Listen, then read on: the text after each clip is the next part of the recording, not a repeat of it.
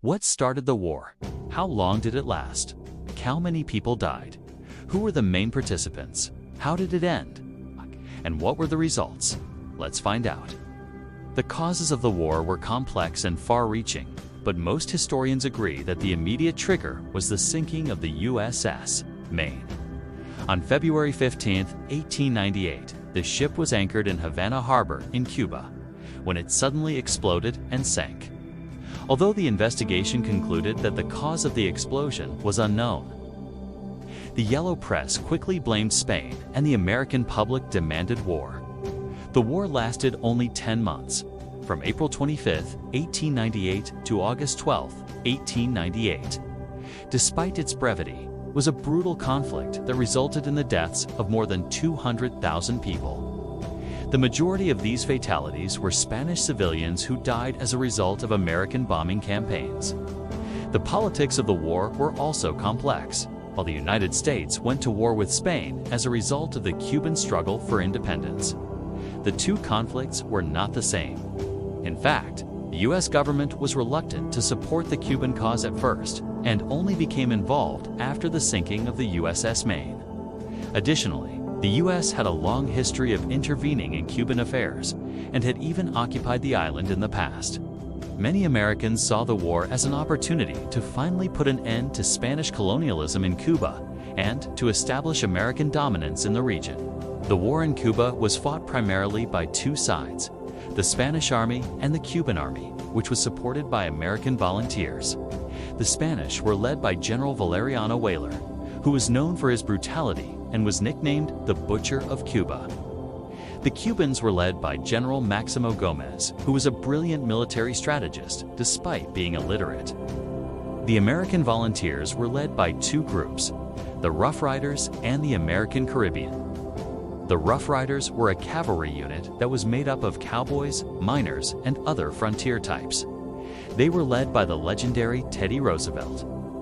The American Caribbean was a regiment of African American soldiers who were recruited in the southern United States. They were led by Colonel Charles Young. The war in Cuba was a brutal and bloody affair. The Spanish employed scorched earth tactics, and the Cubans suffered greatly as a result. By the time the war ended, over 100,000 Cuban civilians had died.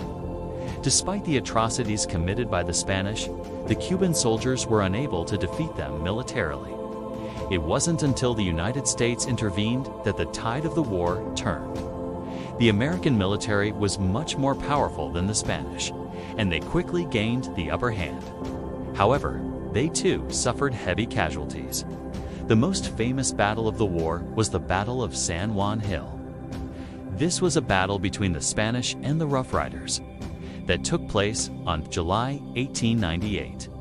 The Rough Riders were outnumbered 2-1, but they managed to defeat the Spanish and capture San Juan Hill. This victory is what led to the eventual Spanish surrender. The war in Cuba was far from being the only theater of fighting. There were also battles in the Philippines, in Puerto Rico, and in the Pacific. The fighting in the Philippines was particularly intense and resulted in the deaths of thousands of Filipino and American soldiers. In the end, the Spanish were defeated and the war ended. On August 12, 1898, with the signing of the Treaty of Paris.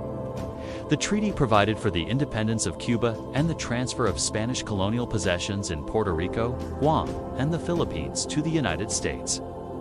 The results of the war were mixed. On the one hand, the United States had emerged as a world power and had acquired vast colonial holdings. On the other hand, the war had been costly in terms of both money and lives. Additionally, the Filipinos who had fought alongside the Americans against the Spanish were now being treated as second-class citizens by their new American rulers. Despite the complexities and the controversies, the America-Spanish War was a significant event in world history. It marked the end of Spanish colonialism and the beginning of American imperialism. It also had a profound impact on the history of Cuba, Puerto Rico, and the Philippines. Thank you for watching this episode. If you enjoyed it, please hit the like button below and subscribe if you haven't already. Also, be sure to leave a comment below about what you found most interesting about the America-Spanish War. We look forward to hearing from you.